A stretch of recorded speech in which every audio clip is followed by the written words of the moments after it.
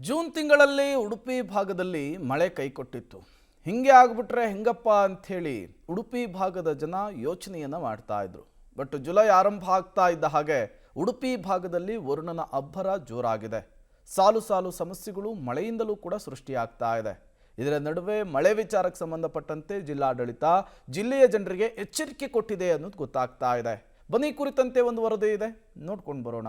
ಉಡುಪಿ ಜಿಲ್ಲೆಯಲ್ಲಿ ಮುಂಗಾರು ಮತ್ತೆ ಅಬ್ಬರ. ಉಡುಪಿ ಜಿಲ್ಲೆಗೆ ರೆಡ್ ಅಲರ್ಟ್ ಘೋಷಣೆ.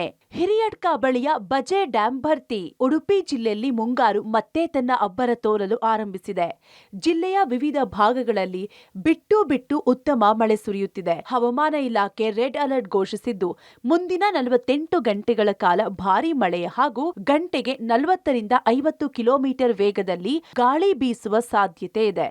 ಈ ಹಿನ್ನೆಲೆಯಲ್ಲಿ ಸಾರ್ವಜನಿಕರು, ಮೀನುಗಾರರು ಹಾಗೂ ಪ್ರವಾಸಿಗರು ಹೆಚ್ಚಿನ ಎಚ್ಚರಿಕೆ ವಹಿಸುವಂತೆ ಸೂಚಿಸಲಾಗಿದೆ. ಸದ್ಯ ನಿರಂತರ ಧಾರಾಕಾರ ಮಳೆ ಸುರಿಯದ ಕಾರಣ ತಗ್ಗು ಪ್ರದೇಶಗಳಲ್ಲಿ ಪ್ರವಾಹದಂತಹ ಪರಿಸ್ಥಿತಿ ನಿರ್ಮಾಣವಾಗಿಲ್ಲ.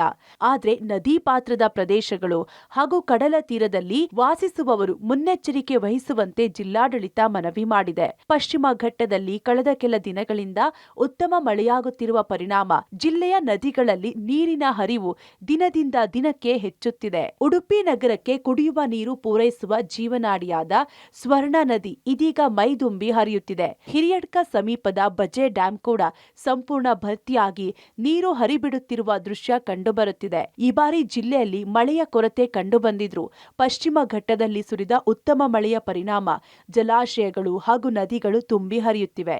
ಇದು ಮುಂದಿನ ದಿನಗಳಲ್ಲಿ ಕುಡಿಯುವ ನೀರಿನ ಸಮಸ್ಯೆ ಎದುರಾಗದಂತೆ ಭರವಸೆ ಮೂಡಿಸಿದೆ. ಸ್ವರ್ಣ ಮಾತ್ರವಲ್ಲ, ಬ್ರಹ್ಮಾವರದ ಸೀತಾ ನದಿ, ಪಾಪನಾಶಿನಿ ಹಾಗೂ ಪಿನಾಕಿನಿ ನದಿಗಳಲ್ಲೂ ನೀರಿನ ಹರಿವು ಹೆಚ್ಚಾಗಿದೆ. 1 ತಿಂಗಳು ತಡವಾಗಿ ಸುರಿದ ಮಳೆ ರೈತರ ಮೊಗದಲ್ಲಿ ಮಂದಹಾಸ ಮೂಡಿಸಿದ್ದು, ಭತ್ತದ ನಾಟಿ ಸೇರಿದಂತೆ ಕೃಷಿ ಚಟುವಟಿಕೆಗಳು ಮತ್ತೆ ವೇಗ ಪಡೆದುಕೊಂಡಿವೆ.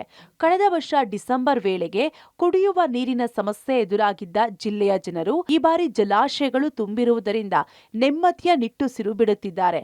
ತಡವಾಗಿ ಆದ್ರೂ ಮುಂಗಾರು ಉಡುಪಿ ಜಿಲ್ಲೆಗೆ ಹೊಸ ಚೈತನ್ಯ ನೀಡಿದೆ. ಒಂದೆಡೆ ನದಿಗಳು ಮೈದುಂಬಿ ಹರಿಯುತ್ತಿದ್ರೆ, ಮತ್ತೊಂದೆಡೆ ರೈತರಲ್ಲಿ ಉತ್ತಮ ಬೆಳೆಯ ನಿರೀಕ್ಷೆ ಹೆಚ್ಚಾಗಿದೆ. ಆದರೆ ಮುಂದಿನ 2 ದಿನಗಳ ಕಾಲ ರೆಡ್ ಅಲರ್ಟ್ ಜಾರಿಯಲ್ಲಿರುವ ಹಿನ್ನೆಲೆಯಲ್ಲಿ ಸಾರ್ವಜನಿಕರು ಅನಗತ್ಯವಾಗಿ ನದಿ, ಹೊಳೆ ಹಾಗೂ ಕಡಲ ತೀರ ಪ್ರದೇಶಗಳಿಗೆ ತೆರಳದೆ ಸುರಕ್ಷತೆಗೆ ಆದ್ಯತೆ ನೀಡುವಂತೆ ಜಿಲ್ಲಾಡಳಿತ ಮನವಿ ಮಾಡಿದೆ.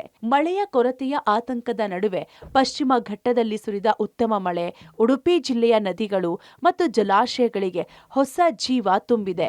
ಸ್ವರ್ಣ ಸೇರಿದಂತೆ ಪ್ರಮುಖ ನದಿಗಳು ಮೈದುಂಬಿ ಹರಿಯುತ್ತಿದ್ದು, ಕೃಷಿ ಹಾಗೂ ಕುಡಿಯುವ ನೀರಿನ ಭದ್ರತೆಯ ಬಗ್ಗೆ ಜನರಲ್ಲಿ ಆಶಾಭಾವನೆ ಮೂಡಿದೆ.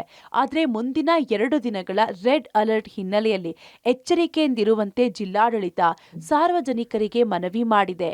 ಚೇತನ್ ಜೊತೆ ಆದಿತ್ಯ, ಪಬ್ಲಿಕ್ ಟಿವಿ, ಉಡುಪಿ.